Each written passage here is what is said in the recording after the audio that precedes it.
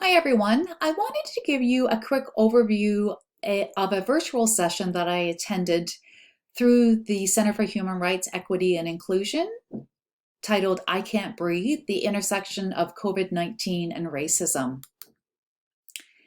The presentation started off by looking at what is racism. A few definitions here were provided. Racism dominates, excludes, or seeks to eliminate another on the basis of difference. Racism involves the exercise of power and unequal access by people of color and Aboriginal people. There are 4 dimensions of racism. Institutional and structural can be considered systemic racism, which we will talk about back on Moodle. Interpersonal is aggression carried out from one person to another, and then the internalized part that goes along with racism. Manifestations of racism can be overt and covert. The overt white supremacy that are socially unacceptable are at the top of this triangle, but look at the large amount of covert white supremacy that some would say is socially acceptable. We also have manifestations of racism in the nursing context, and one of the required readings for this week is by author Keisha Jeffries, who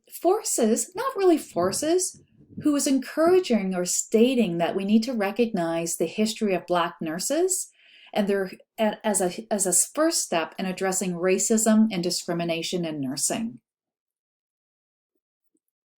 The I Can't Breathe, the movement, is 3 parts. It started off with dying words phrased by George Floyd, but also other individuals that you may not know of shortly before they died at the hands of police. It's been a rallying cry through Black Lives Matter movement across the world, including Canada. And it's been a protest. It's a phrase now used worldwide against police brutality and against the lack of police accountability. But we can also equate I Can't Breathe with COVID-19 physical impacts. We know COVID-19 causes lung complications such as pneumonia and acute respiratory distress syndrome. Complications are sepsis, and the long-term health effects we're actually starting to see now. And so the I Can't Breathe is really 2 pandemics. It stems from police brutality. It extends from exposure to the coronavirus of Indigenous and people of color. And it's a triple threat to actually people of color: police violence, economic turmoil, and deadly infectious disease. The impacts in Ontario is really disturbing. The rates of infection and death are disproportionately higher in most ethnically and culturally diverse neighborhoods. There's a strong association between high coronavirus rates and low income, conditions of work, visible minority status, and low levels of education. This is a very disturbing slide.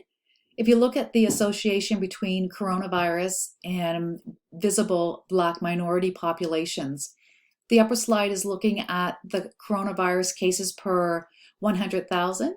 And if you look at the same area in the population map below for visible minorities, specifically Black population, you can see the strong correlation between the two.